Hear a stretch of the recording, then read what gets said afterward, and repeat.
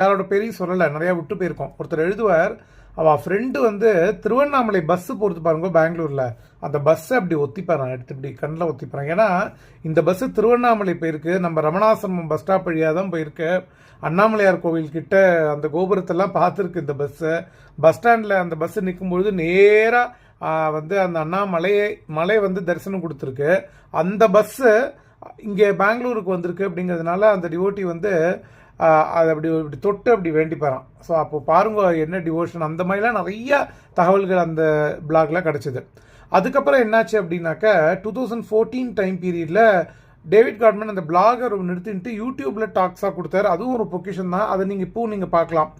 லக்ஷ்மண சுவாமியை பற்றி, ரமணரை பற்றி, குரு, பவர் ஆஃப் த குரு, நிறைய ரமணர் வாழ்ந்த இடம் குருமூர்த்தம், அப்புறம் பவழக்குன்றோ, விருபாக்ஷா கேவ், ஸ்கந்தாசிரமம், பச்சையம்மன் கோவில், எல்லா இடத்துக்கும்